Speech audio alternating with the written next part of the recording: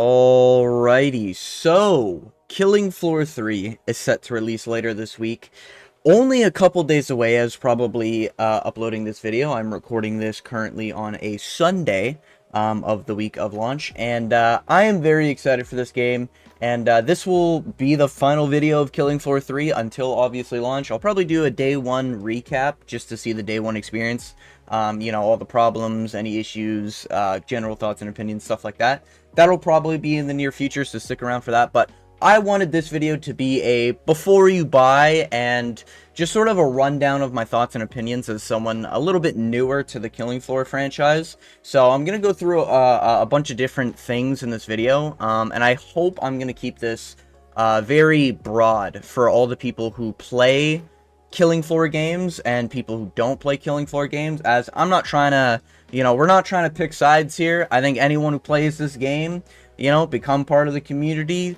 I think everyone should just get along, and that's going to be something I bring up in a little bit later here, but I just want to go through my experience real quick. I, myself, have roughly about 20 to 25 hours in the betas of Killing Floor 3, and I've got roughly about 100 to 150 hours in Killing Floor 2, and like 5 hours in Killing Floor 1, maybe even less than that, to be honest with you. And I'll be honest, I've been playing probably like a couple days each year of Killing Floor 2. It's something I always come back to and then drop after a little bit, but playing Killing Floor 3, the beta, I did not get any sort of private access flown out by the devs. I'm not paid to say anything in this video. I don't have DMs with weaponry towards my cranium to say anything here, alright? I'm not part of the dev team, alright? I'm just trying to give you my thoughts and opinions as someone coming from a fairly neutral position, I'd say, in terms of the Killing Floor reviews, I guess we can say, because I don't have a lot of experience, but I'm pretty excited. I did end up getting closed beta access back in February, late February. I can't remember the exact date, but there was a closed beta. My buddy who applied before me did not get access somehow, and I ended up getting access. So I ended up playing. And let's just say my buddy ended up playing through completely normal means. And, I definitely enjoyed my time. And I could definitely get a feel for the formula. But that beta has since been improved tenfold since they delayed the game. Because originally it was supposed to come out in March. If you don't know, now you know. And now it is set to release July 24th, 2025. Thank God it didn't get stuck in developmental hell, because I see a lot of indie games or a lot of smaller game companies end up going through developmental hell, and we've been seeing a lot of games just not able to ever come out. Some of the Star Wars games speak out to me. There was that one Bounty Hunter game that I think never came out because of a bunch of development problems. There's also licensing and everything that was going on at the time, but it's just a few examples. So I'm glad this game's coming out. I don't have a nostalgia trip for the previous Killing Floor games. I played them around when they came out for the Xbox One, I believe. And so that's my first experience with the Killing Floor. I played it on 2. And around the 20 to 50 hour mark, I want to say, I ended up getting my console bricked. I think we were fighting one of the bosses in the sewers or Descent, some map like that. And my console literally blew up. Started smoking, and let's just say I was in school at the time and didn't have a fucking job. All right, so it was a little rough for the young blood there, but it is what it is. But safe to say, I did not want to risk it anymore after I got another console with Killing Floor 2. Now on PC, I started playing it a little bit more. I've enjoyed my experience, but yeah, that's genuinely my experience with the game. Now I kind of want to talk about a little bit of the drama, alright, before we get into the bread and butter. But if you don't know what I'm referring to when I'm talking about drama, there is a lot of propaganda I'm seeing about Killing Floor 3. All the thumbnails of Killing Floor 3 is actually bad, it's worse than it could have ever been, terrible game, stuff like that, modern slop, all these words that I'm hearing a lot, and a lot of it is just straight up either false information or it's bad, and you ask them why, and it's because it's shit. And I myself have voiced my opinion in a few different chats, and I get called a literal dev from the company and all this other stuff just for saying I enjoyed the game. I'm not out here saying you can't enjoyed the game. I'm not out here saying you need to enjoy the game. I'm just out here saying we should be holding the devs accountable for the things they're doing wrong and the things they're doing right. Now, with that being said, I kind of want to go through just an overview of the game, just in case you're a little out of the loop, you don't know what Killing Floor is, maybe you saw a trailer, maybe you're interested, you found this video somehow. The game itself is a horde shooter, and it is pretty much like a Call of Duty for mainstream audiences. Now, the Killing Floor fans, you know, don't come at me, alright? I know that Killing Floor 1, I believe, if my factual information is correct here, aka Google search, I believe that Killing Floor 1 did come out before any of the Call of Duty zombies, so technically COD Zombies is like Killing Floor, but for the purposes of a casual audience like myself, Killing Floor is pretty much like Call of Duty Zombies, except it doesn't have unlimited waves, it has set waves, but the general gist is that there's waves, there's a number of enemies in the waves, you kill those numbers, then the next wave, there's either going to be more, or there's going to be harder variants that spawn out through the waves. It's a little bit different in Killing Floor 3, but that's the general gist of how everything works in Killing Floor and Call of Duty for the comparison. But Killing Floor 3 is also a little bit different from the predecessors in terms of it doesn't have that you know, Scrake comes in round 3. Typically, it's 3 or 4 Scrakes coming in at round 3. Or like, you know, 1 flesh pound. Typically, nowadays, there's about 4 or 5 flesh pounds in Killing Floor 3. But roughly, it's pretty much the same. There's no way to edit the waves as far as I know before launch. Again, this is a before launch video. So, at the moment, it seems like there's only 6 waves. I could be wrong on launch, but that's what it's kind of seeming like. And if you don't know, Killing Floor 2 has 4 to 7 to 10 waves, I believe, as the selection. And it also, I think, has one more difficulty mode over Killing Floor 3. But Killing Floor 3 is pretty much the same formula as Killing Floor 2 in terms of it's wave-based, you play as perks, which for the casual audience, it's kind of like a class in a way. You know, you have your firebugs, you have your berserk, you have your SWATs, you have your commandos, stuff like that. If you're familiar with like Borderlands, games like those, that's kind of the system that Killing Floor has. And it is a lot of people call it a class shooter / hero shooter. Definitely more in line. Killing Floor 3 is definitely more in line with what Borderlands is, where you pick a character and you're spec'd into that character. However, very important to note, they have said they are going to separate the characters from the perks themselves. So it'll be just like Killing Floor 1 and 2. I believe Killing Floor 1, don't quote me on that, just because I haven't played that game in a while. But I believe it's the way it's been for the rest of the Killing Floors, where you can pick the perk and pick the character. And in casual terms, that basically means you get to pick whatever cool character you want, and then pick whatever class you want. So imagine playing Borderlands, and you can play as Krieg the Psycho, but your class can be like the Siren, if you want, you know? If that kind of makes sense and makes it a little easier to understand. But that's where they're going towards. They said they're going to do this post-launch, so it's going to be after launch. It's definitely on their whiteboard. It's definitely one of their priorities, and I think we should keep it that way. Now, I don't really, you know, neutrally speaking here, boys, I don't really care too much about being able to pick my character with the class, but I know a lot of people from the Killing Floor community should have. They do care about that kind of stuff, so I totally get why the community was outraged when it was originally announced that Killing Floor 3 was going to have characters tied to the classes or perks. But yeah, so that's kind of the overview there.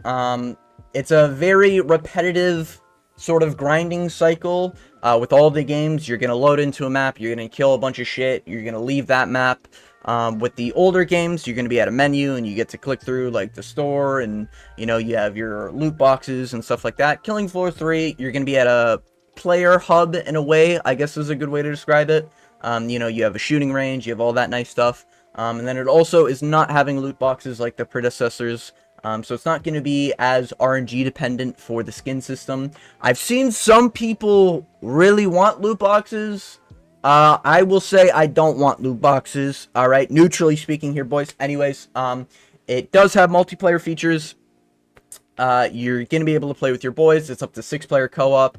And the game, Killing Floor, is very gory. Alright, so, you know, if you don't like looking at body parts flying and stuff like that, stick to teen-rated games, alright? But, no, Killing Floor 3 is definitely going to be, like, it's a very gory game. You're going to be seeing body parts flying, you're going to be seeing, you know, flesh burning, you're going to be seeing a lot of nasty stuff in the game, so just keep that in mind for anyone who really cares about that stuff. But that's the overview of the game. I hope I did a good job there. I think I did. You know, I'm going to pat myself on the back there. But regardless, I do think there's some good things and some bad things that the game does. And I want to go through a few good and bad things that the game does to sort of get a general consensus, or I guess my thoughts out there, just in case the devs, alright, are watching this video. Okay, just saying.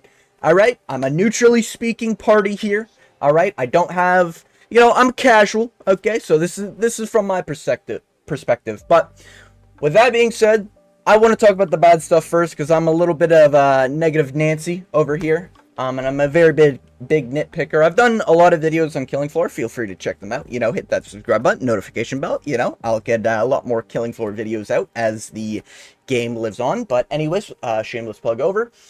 The bad part so far, in my personal opinion, is the content is pretty lackluster. I will keep it a buck. Now, it was just a beta, and I get it was just a beta that we played just a weekend ago.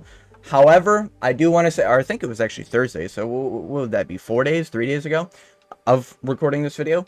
I will say, they definitely increased the content in the 2 or 3 months the game got delayed. However, it's about 8 to 10 maps in that range on launch, and there's 6 characters to play, aka 6 perks, and there's 4 weapons per character, not including starting weapons.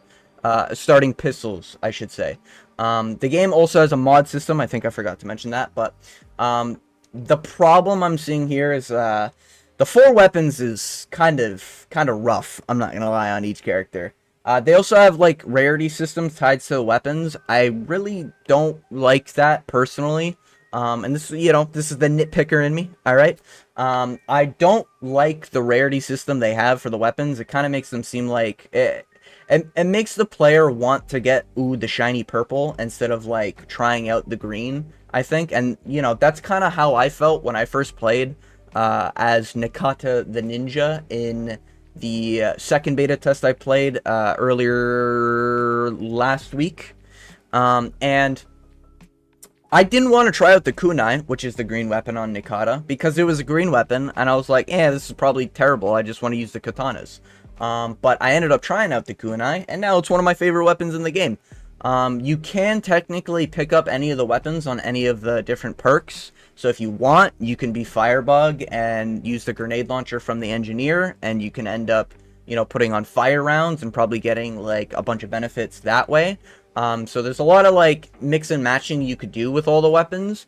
However, me personally, I don't like the rarity system. I think it's I don't think it's good for a new player to come into the game thinking, like, the greens and the blues are worse than the purples, when you can very easily, I'd say, use the greens at a higher level, or the same level as the purples, you know? So, coming from a looter shooter background, the Killing Floors, the Destinies, or sorry, the Borderlands and the Destinies, rarity systems can be a little telling of the weapon's sort of cap, I'd say. So, I hope they remove the colors personally on the weapons. I think they should just be all gray, or they should all just have, like, no border or something like that. But that's my personal opinion.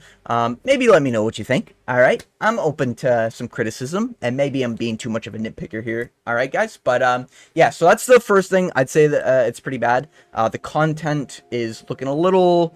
You know, I'd say this game is probably like 80 to 90% done based on all the things I'm going to list in this sort of bad section. That's the general feel I had in this game. So if you're looking for a fully fleshed out, you know, you can play 25 hours, 8 days a week type of game, I don't think Killing Floor 3 is going to be that on launch. I do think it's going to take a while for the game to be like that. You know, maybe we're looking at next year and we're looking at, like, you know, some some pretty good end game stuff, a lot more maps, like, you know, like there's like 16 characters to choose from, something crazy like that. Maybe that happens by the end of next year or something. Just like random things spitballing here, but you know, just saying. All right, write it down, Tripwire. But yeah, that's kind of what I personally feel as playing the game as much as I have with the 20 to 25 hours of experience. But the other thing I wanted to talk about under the bad category is the janky animations, and it is, I respect them for trying to get mocap done on a lot more enemies, and if you don't know, they tried to not do mocap in this game, and what it felt like in Killing Floor 2 is nearly everything, including enemies blinking, alright, felt like it was completely mocapped. Like, everything felt very fluid, everything felt like you were fighting like a person, in terms of the movements they were doing. So it was very not pleasing to see that the animations looked as janky as they did.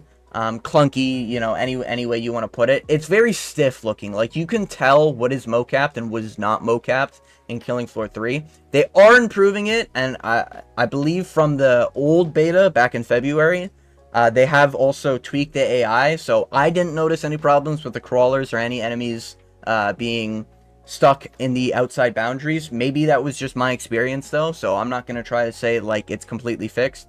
But I did not experience that the second time around in the beta, but that might just be me. I do think part of Killing Floor's identity, and I think the Killing Floor fan base can agree with me here, is the fluidity of movement and weapon inspects and, you know, all these other stuff that makes the game feel so fluid, so smooth to play, you know. And it's part of the repetitiveness where you want the repetition to feel very, very smooth. You know, I could play Borderlands 2 for the rest of my life. I still consider that game to be one of the best games of all time in gaming history. But Borderlands 2 has a lot of repetition, but there's so many ways of, like, grinding for different weapons, playing different classes, everything like that, that make it feel so much better. Or maybe not better, but it just makes it feel good to play through a bunch of times. Where something like Killing Floor 3, where the animations are very stiff, it's pretty clunky, unless they do a lot more mocap, I do think it'll get fatiguing way faster. You know, unlike where Killing Floor 2, you can probably get away with grinding a lot longer, just because everything feels a little bit more fluid. That might just be my take, but that's my personal opinion. So I do think they need to work on the animations a little bit more. It's just, when you do finishers, some of the finisher animations look a little jank. I'll probably be showing gameplay in this video of, like, probably the first beta, because I didn't record any of the second beta. But the first beta definitely had a lot of jank. You'll probably notice it in some of the enemies. They're, like, staring at you and they're not actually attacking. There was a lot of problems. But it does look like they're improving. But that's just something I wanted to mention. The other thing I wanted to mention in the bad category is the performance. The performance is fucking terrible. There was moments where I was getting very low frames in some of the lab areas. I'm trying to remember the exact map I was playing, but I currently can't remember. It's the one with, like, the acid vat tanks. People who played the beta would probably know. Can't remember the name, but that area specifically, there was a lot of frame issues I had there. When I first launched the game was not running very well, let's just say. And my PC itself, I think I have a 3060 Ti or 3050 Ti, maybe. And I was probably getting like 60 to 90 frames max on high, so I had to drop that bad boy down to medium. A buddy of mine, I think he's got like a 2070, 2080, so he's got something in the 20s. I'm not too cracked out with my PC lingo, so I apologize, but yeah, he's got a 20 something, and it was not working well, so he had to drop everything on the lowest setting. So I do think performance is kind of a problem. There was some stuttering I noticed in multiplayer, not nearly as atrocious as the stutter in multiplayer was when I played the first beta back in February, but this one in July, it was a little bit more fleshed out. Now, during the final 2 hours of the beta that was on Thursday the 16th, I want to say, on the 16th, during the beta, the final 2 hours I was seeing on the Discord, I was checking the Discord while I was doing my exercise, getting a healthy walk in.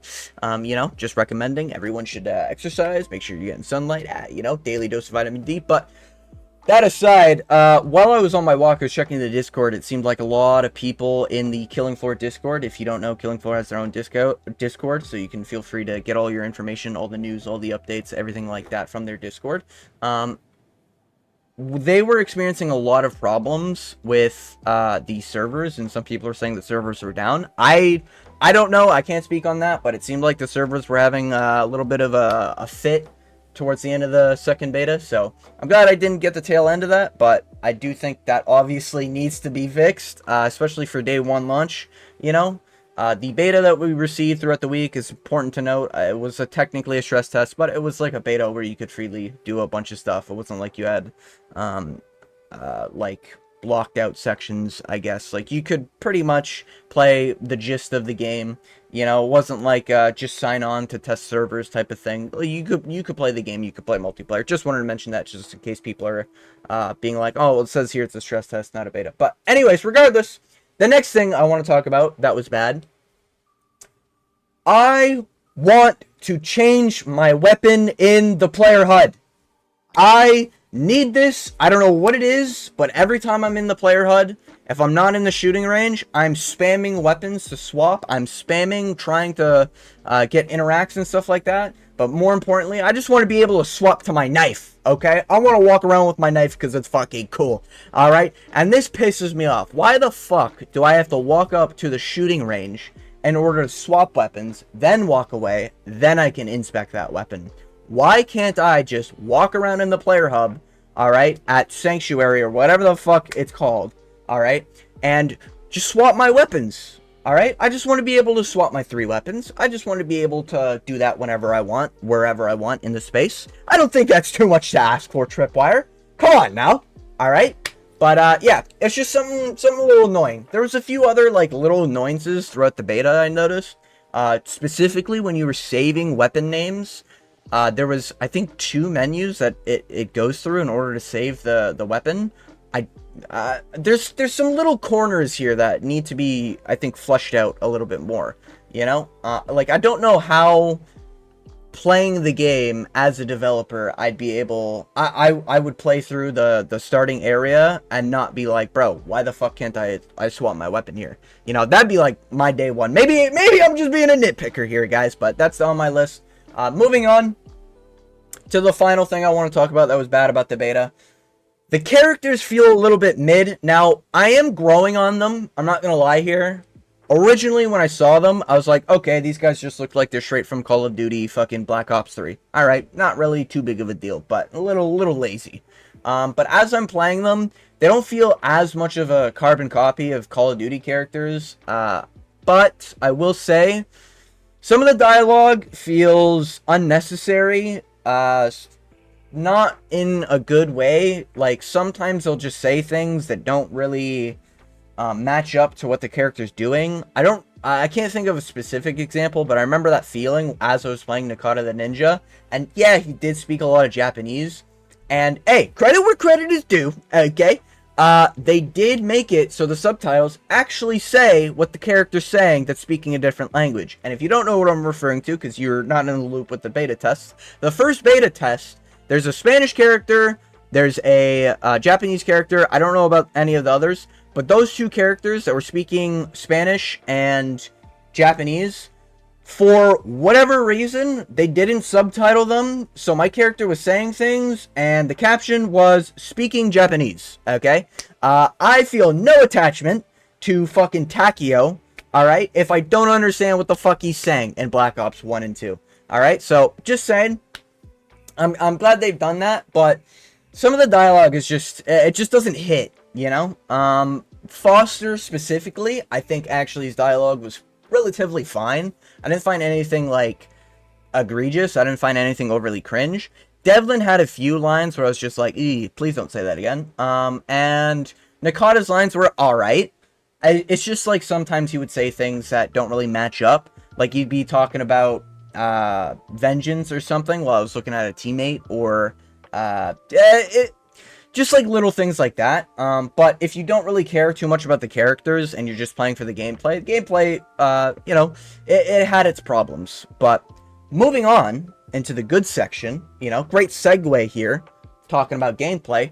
The movement, in my opinion, is a stark upgrade. I think the movement is straight up an upgrade from the previous games. Now, to my knowledge, Killing Floor 1 fans and Killing Floor 2 fans are very adamant about how helpless the player is in those games. And what I mean by that is that if you're unfamiliar, Killing Floor 1, to my knowledge, doesn't have like quick movement. And you know, obviously it doesn't have the slide and everything. The game was made in like 2005 or whenever it was made, but the game has a lot less movement options, and so that makes it very combat oriented. Like, you have to kill the thing that's running you down because you're not going to be able to outrun it. And Killing Floor 2 has a similar aspect, but you're able to sprint in every direction, and the movement feels alright, but the jump feels a little too weighty, I want to say. It feels a little clunky jumping around in Killing Floor 2, personally. Maybe that's just the vibe I got, but Killing Floor 2 specifically, while the movement is I just think Killing Floor 3, it needed to improve the movement, and coming from a Call of Duty-ish player background, I guess, because I recently was playing a lot more of the Call of Duty zombies, like the OG Black Ops, Black Ops 2, Black Ops 3, and the recent COD, Black Ops 6. I was playing a lot of that zombies until recently. Obviously, it just got too fucking cringe with those Ninja Turtle skins and everything after that. Jesus Christ. You know, hopefully Killing Floor doesn't go in that route. Just saying. But, you know, devs, if you're watching. But, yeah. My takeaway is the slide felt pretty good. The dodge felt alright. I was getting used to it towards the end of my playtest time. The grapple system, in terms of like using one of the items in the game to activate grappling stations, I guess, so you can go from point A to point B a little bit faster. Those felt pretty good to use. The clamber system felt pretty good to use. The mantle, I guess. If you're unfamiliar with clambering, I believe it's called clambering. Maybe I'm just unk at this point. But yeah, I did thoroughly enjoy the movement. I thought the movement felt clean. I thought it felt modernized, and I thought it felt good. You know, I do see a lot of people talking about how the movement's just modern slop. I mean, it's just a bunch of good movement. You know, I don't really see a problem with it. You know, when they want to increase the difficulty by providing the enemies with more tools to damage the player and, you know, be a little bit faster here and there and have, you know, more ranged attacks, then you're going to need more movement options, you know? And I was using Nikata the Ninja. His ability is basically a grappling hook. That's his action skill, I guess, if you're familiar with Borderlands. And it felt pretty good to use, you know? I was able to grapple from pretty far ranges. You know, they were pretty quick teleports. I would scorpion them and tell them to get their ass over here as I slaughter them. But it was a pretty good experience, to be honest with you. I don't really have any negative things to say about the movement. I think, if anything, I would prefer the movement. I prefer them to merge a little bit of the movement from Killing Floor 2. To my memory, I don't think Killing Floor 3 has that sprint forward and backwards while looking in one direction. And if you don't know, in Killing Floor 2, you can sprint side to side, left to right, while just staring at a wall if you want, or like staring forward, I guess. So I think that should be brought back. I'm not sure why that isn't in Killing Floor 3, because I felt like that was a very fluid sprinting system. But any feedback, I'd say add that movement in. But overall, I felt like the movement felt pretty good. There were times where maybe I mantled like a railing that I didn't want to mantle because I was trying to jump, but that's just something I think I just got to get used to. You know, not jumping near railings if I'm not planning on mantling them. But yeah, that's my personal opinion. Moving on to another good thing, the combat. Now, the combat I thought felt pretty good. There were obviously the janky moments, but I'd say about 80 to 90% of the time the game was working properly. And when it was working properly, it felt nice. It felt really good exploding enemies into red paste. And if anyone's a little concerned, I know there's a lot of backlash from some of the gore systems back in the February beta. The February beta, when you kill an enemy, they kind of explode into red mist sometimes, and that would leave a lot of visual issues. The visual issue, I would say, with the gore nowadays is more or less on, or I guess the combat is more or less on like the visual effects. Some of the visual effects are a little too bright, like when I'm hit with like electricity or something like that, or like fires on my screen. Shit like that is pretty bright. I'd ask them to tone that the fuck down. Personally, it's a little bright. Okay, my eyes are not built for this. All right, I've been staring at a computer screen ever since I was a wee lad. Okay, so you know, need some time, or I guess a TV screen, I should say. But I do think the combat was slightly improved, and it seems like they did remove some of that red mist, and it's more of just like when you kill them, they quickly explode, blood falls on the ground, and the blood will linger. I don't know how long it specifically lingers, but corpses will disappear pretty fast. I'm fine with that, as long as it's improving the fucking performance. But there will be blood just all over the floor constantly, and I kind of like to see it, you know? A lot of the enemies you can dismember, you can shoot their arms off, you can shoot their legs off. A lot of the times I was making crawlers by accident. Also, I would just like to say, side thing, you know, developers, if you're watching this, make it so that if there's a crawler in front of me, make it so I can just, like, push him out of the way, alright? I don't want to get stuck in a fucking corridor with the crawler being there. Pissed me off when I was playing the beta. But, you know, I get it if it's maybe supposed to be an awareness thing, but that's just my take. Anyways, moving on from the combat. The gunplay, actually, before I move on, the gunplay, a lot of people are talking shit about the gunplay. There's not a lot of guns in the game. That's something I discussed in my bad. They need more guns. The gunplay, however, I don't think is as bad as a lot of people are talking about. Maybe it's just me. I don't think most of the weapons felt that bad to use. The medic pistol, to me, felt like dog shit to use. But I kind of chopped that down to it having a little bit more utility. The healing dart, I think, only heals by like 5 HP, so it's not like anything crazy. But I get it's supposed to be a utility tool, and that's maybe why it's noticeably doing a lot less damage. But a lot of the pistols I thought felt pretty good. Foster's pistol I thought felt great. Imran's, what was there was a revolver that was like a 6-shooter. That revolver felt really good to use. Devlin's Magnum, the Firebug's Magnum, felt okay to use. A lot of them was like okay to like pretty good. But overall, I don't think any of them were really that bad. You know, I messed around with a lot of the weapons, and you know, the engineer shotguns I thought felt all pretty good. His last weapon felt pretty good. I do think a lot of the attachments will make the weapons feel better. But I don't think they're that bad, and anyone trying to say, like, Killing Floor 2 weapons are just all upgrades from Killing Floor 3, I'm gonna give a hot take, and I personally, from experience, have been in the boot camp, old one's better than the new one, and I'll give you an example. When I played Borderlands 2 for, like, I played around launch time when I was a wee lad for Borderlands 2, and I played all the way up till Borderlands 3, got Borderlands 3 day 1, and the game did not feel like a Borderlands game when I played it, and Borderlands 3 is a little bit controversial. I still don't consider it better than 2, but I have a lot of nostalgia for 2, and for me, I enjoy the way guns feel in Borderlands 2 than I do Borderlands 3. That's just how it is. Borderlands 3 felt a little too chunky, felt a little too, the bullets are kind of spawning away from the actual gun, especially with a lot of those bandit weapons, the scav weapons. But for me personally, or the COV I think they're actually called, for me personally, nothing really beats out like a Hyperion sounding shotgun for Borderlands 2. I just enjoy it too much. Could be nostalgia, could be a lot of things, but that's how I see it. But I'm not going to sit here and say that Borderlands 3's weapons are all worse than Borderlands 2's. I'm well aware a lot of people enjoy the way Borderlands 3 weapons sound. I'm well aware that there's some weapons in the game that sound way better than, you know, weapons in Borderlands 2. However, for me, I will always enjoy 2 more than 3. And that's just how it is. And I sort of feel like that's what's going on with the Killing Floor community. With a lot of the things Killing Floor 2 is comparing to Killing Floor 3. Killing Floor 3 is trying to be a different version of Killing Floor while keeping the same formula. Like, it's trying to add a lot more.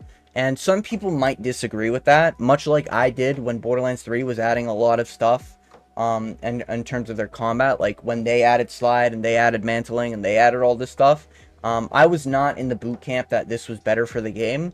But as time went on, I didn't mind the sliding as much, especially on repeat playthroughs, because it made it a lot easier to get around. But for me, I do think that it's either nostalgia goggles or people are just like kind of forgetting the way Killing Floor 2 used to be and some things that Killing Floor 2 still has. There are weapons in that game that hit like crack, alright? The revolvers specifically, they feel meaty, they feel great. The deagle feels amazing.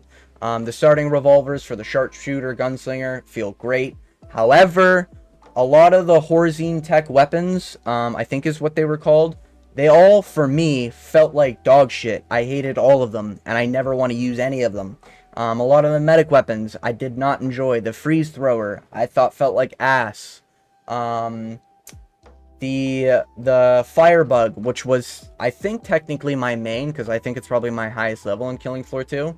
The flamethrower and a few other weapons just didn't feel that great. Like, the cock and burn, to me, felt better than what the flamethrower did.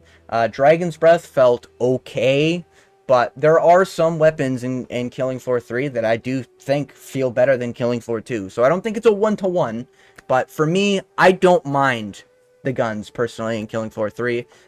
If there is, like, a mega, you know, the guns all feel like shit from the community, obviously I want the devs to fix it. But I do think this is just going to be a thing where it's like, we're going to have to wait for more weapons to come out to get feelings for other weapons and stuff like that to really, like, compare. But yeah, for me, I don't mind the weapons. Just wanted to get that out there for combat. So it's in my good category, okay? Because I have my notes here. But that being said, we move on, okay, to the developers responding to feedback. Now, it's one thing if the devs just pushed out Killing Floor off that February beta and they released it day one. You can make the argument, because I've seen it, I've been in the trenches, alright, when it comes to a lot of the drama around Killing Floor. But you can make the argument they delayed the game so that they could fix problems, so that they can get sales day one, and now they're just going to drop the game, let it die, because they've already got everyone's money. You can make that argument. However, the developers clearly, in my opinion, show an interest in this game. It seems like they're still passionate about the game. Killing Floor 1 and 2, I believe, had similar development cycles. I think it was a 6 to 7 year cycle, something like that. And they've been advertising this game, Killing Floor 3, to be a similar dev cycle. So their main focus seems to be, from all the interviews, Killing Floor 3. And as a more indie developed company, it's definitely not AAA, I'd say. I don't think Tripwire's a AAA company. In my personal opinion, because I believe AAA just refers to status, and I don't think Tripwire is a big, well-known company. But for me, personally, everything I've been seeing is nothing but positive. They originally, hey, accountability where it's due, they originally did sort of not listen to the community when the community was saying, hey, we want perks separated from characters. They specifically did not listen to that, and they tied characters to perks. After the beta launched in February, they instantly came out and said, don't worry guys, post-launch, we are working on it right now as we speak. Because it's probably a lot of coding to be able to, or I'm not a game developer, but I imagine it's pretty hard to separate all the gadgets and everything on every character, you know, because now you have to have Foster be able to use the engineer's cannons and the firebug's fucking whatever AoE thing, you know, and you need to have Devlin use the grappling hook from Nakata, you know, like there's a lot of things you're gonna have to move around, but, and you know, they probably had skin lines planned, and now that has to be on hold, stuff like that, where it's just like, it puts a little monkey wrench in the plans, but it's something that needs to happen, because it is like a formula from Killing Floor that should be in every Killing Floor at this point, I'd say, as the game's been around for well over a decade, actually getting close to 2, I want to say, but I did want to say that the devs have been improving the game. They've updated the HUD, which is something I didn't expect them to do, where they changed like everything to give it a lot more identity. Before, it felt like the HUD was, I'm sure you're going to be seeing in the gameplay I've showed in this video, the HUD, it felt like they were just assets. Like, they felt like just default assets in the engine. But now it feels like the game has a lot more personality to it. And they listened to the community. The community wanted darker maps. They got darker maps. Now I'm seeing people complain about the maps being too dark. But there's a lot more grittiness. They have their 4Gs staple, which is like gloom, grime, grit, and something else. But we'll just chalk it up to gore. They want that to be a staple on every single map to make it feel like a horror-themed map. And so far, I think they've done a pretty good job. And if you don't know, City Streets, one of the maps in the February beta, it was very bright, it was during the day, it was very polished with, a few bloodstains here and there, but overall looked pretty clean. Maybe it was before the outbreak that happened in Killing Floor. Now, from the updated revised version, it's a dark, decrepit area where there's blood fucking everywhere, there's graffiti on the walls. It looks so much better now. And that's something I wasn't expecting by the time this game launches, especially because it took them, I think, 3 months in order to completely rework that map. Maybe 4 months, I think. Yeah, because it would have released in March. But that's kind of how I see it. I think everything they've been doing is great. And I think, they have been making a lot of promises, and we need to see them deliver on these promises. But overall, I'd say it's pretty good. Pretty big W for Tripwire, I'd say. But yeah, that's just my take for the good on the developers shaping up everything so far. And, it seems like they're listening feedback. They're open to changing things. But yeah, moving on to the next good thing. I felt like the maps felt pretty good. None of them felt bad to play. None of them really had like wonky, shitty terrain. All of them felt pretty good. I didn't get to play all the maps. I probably played a little over half the roster. Maybe 5 maps, maybe 6 maps. All felt pretty good to play. Their layouts were good. There was a lot of things in terms of like turrets being placed around to use multi-tools, traps around, stuff like that. So I felt everything was good. Moving on, the gore. Gore felt great, as I previously discussed. A lot of the enemies, it seems like they fixed that problem where there's just redness. There's now blood everywhere, dismembering, stuff like that. Moving on.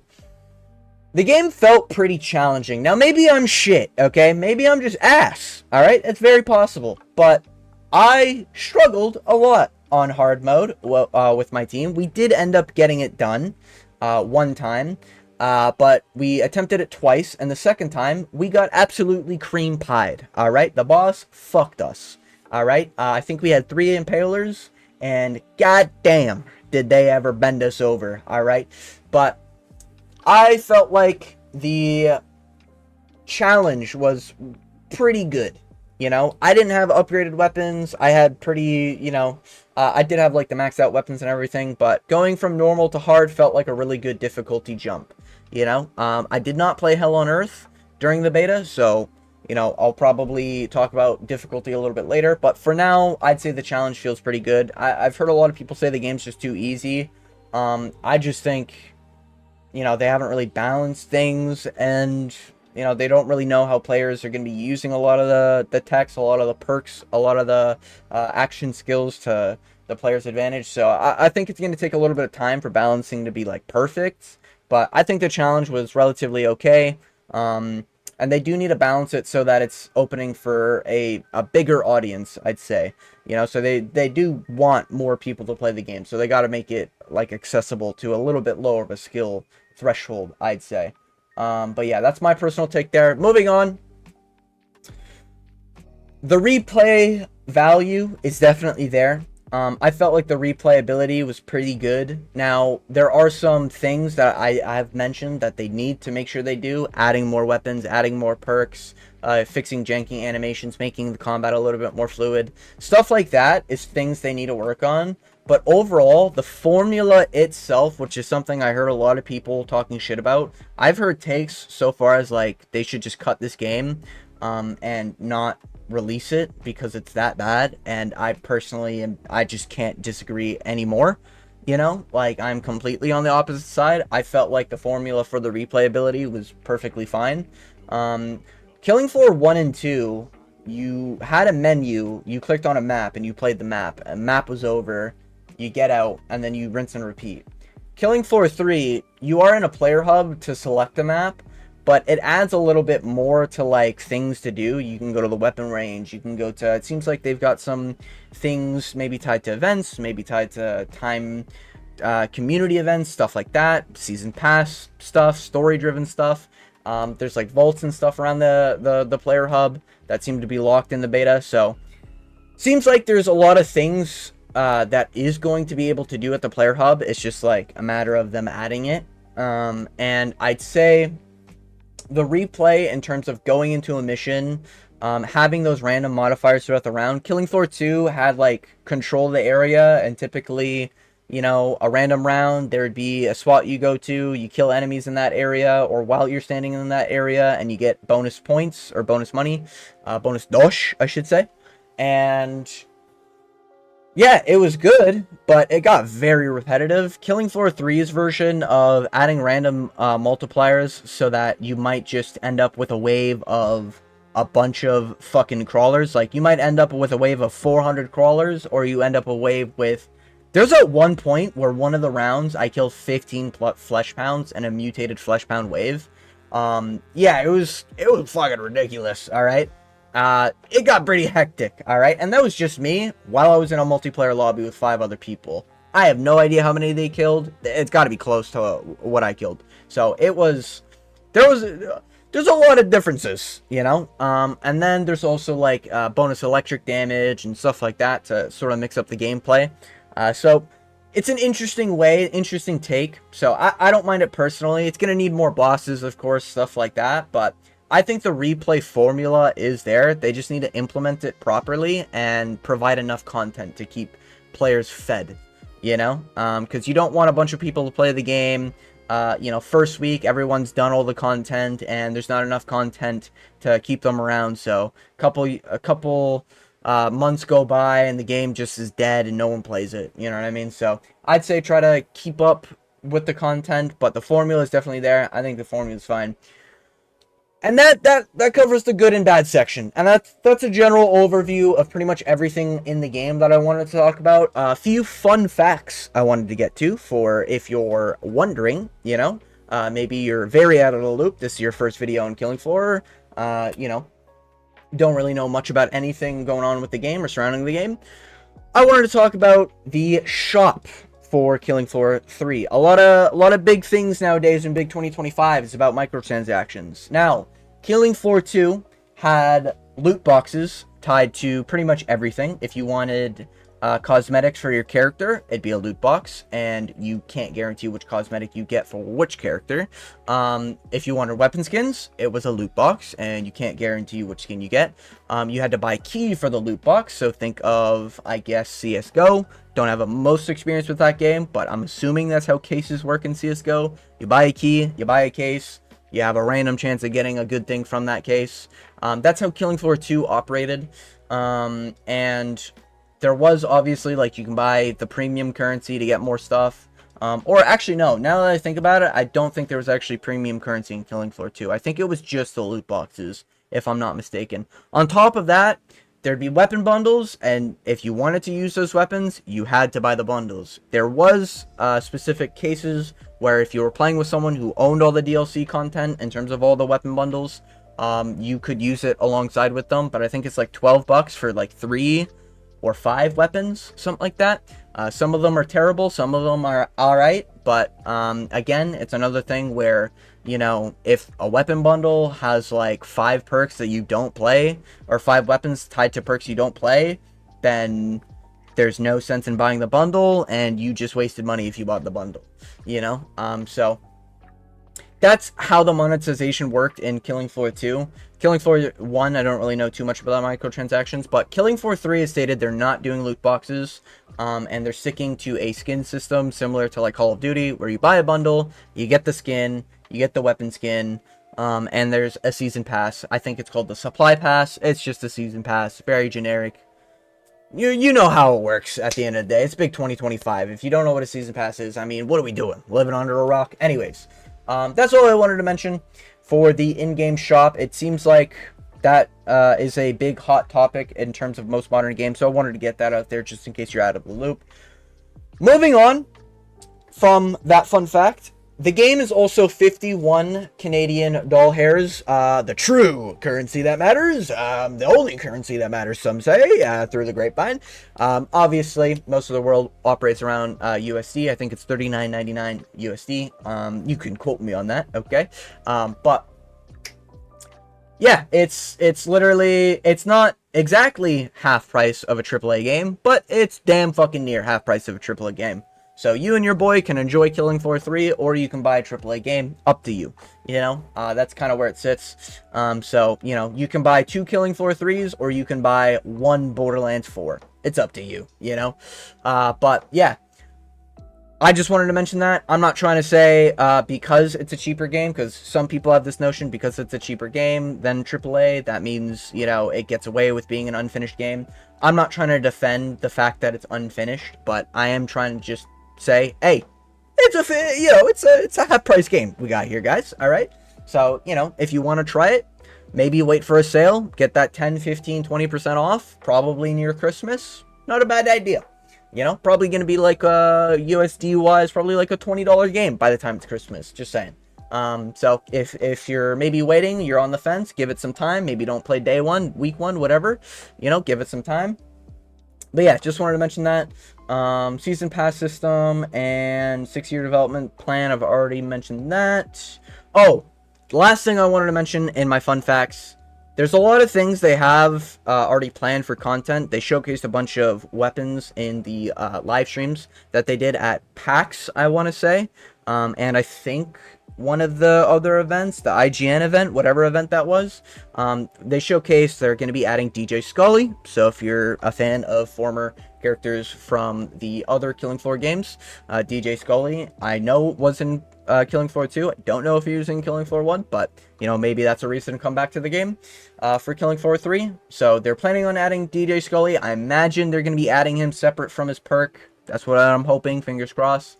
That's probably going to be in that update where they separate characters from perks. And then they've also showcased a bunch of weapons that they're going to be adding, which, hey, we're in dire needs for some weapons in Killing Floor 3, let me tell you, okay? I do like having my weapon variety in games, but maybe that's just because I come from a Borderlands Destiny background. But that covers all the fun fact stuff that I wanted to get through, and pretty much everything I wanted to talk about this game. This video's a lot longer than I thought it was going to be. I was hoping this was going to be like a 20-25 minute video. No doubt we're going to have to edit this down. But, yeah, this was pretty much my final thoughts. Overall, I think the game's going to be, review-wise, you know, we're talking like the IGNs, the fucking gamer rank, stuff like that. I think the overall review scores are gonna look at a 7 out of 10 would play again type review. And I do think over time this game is gonna age much better. I just hope the game ends up getting the support it needs. And I'm not trying to say, hey, buy the game. But I am just saying, like, this game's cooking. There's not a lot of horde shooters out there. Maybe I'm just thirsty for a horde shooter, and I've been coping this whole time, you know. But I am gonna, you know, enjoy my time with the game. I've enjoyed the beta. I can't see me not enjoying 1.0. Obviously, there's gonna be problems on launch. Yes, this game is also releasing on 1.0. That's important to mention. There's some other things going on with the people that own this company. So if you don't know, Tripwire was bought out in 2022, I want to say, if my memory serves correct. They were bought out, but to my knowledge, they have full control over what happens with Killing Floor 3. I have this sneaking suspicion that the game had a stipulation that it needed to release 1.0 by the end of this year. So I think that's kind of why it needs to release in 1.0. I don't think the game's going to feel like a finished game. I think it'll feel like 80 to 90% complete. I don't think this will be a Payday, Cyberpunk, No Man's Sky level failure, you know, and I know those kind of rapidly went up. But I don't think this game's going to be like a flop, failure, whatever. Despite the amount of hate videos and just trash talk around the game, I've been seeing a lot of YouTubers come around and being like, yeah, the game's actually not that bad. You know, when I've previously seen a video from those YouTubers say that they are cutting all their ties with Killing Floor and they're not going to be touching any Killing Floor content ever again. Because of how betrayed they felt with Killing Floor 3 with February's beta. But my 2 cents, I've been enjoying it. I'm happy to see it improve. We need to hold the developers accountable when they fuck up, and we need to hold the developers accountable when they do right. I think there's some things the game does well. I think that there's some things the game really, really needs to improve on, and some things that have to improve in order for the game to succeed. I don't want to be seeing a janky flesh pound finisher by the end of, let's say, a 1-year cycle. So by next July, if I'm still seeing a flesh pound janky fucking finish animation, yo, Tripwire, we're gonna have a fucking problem. All right, but that's pretty much all I want to talk about. I want to get my 2 cents before the game launches. If you made it to the end of the video, I want to thank you for watching. Hit that like button, please. You know, helps the algorithm. And as always, I hope you have a good day.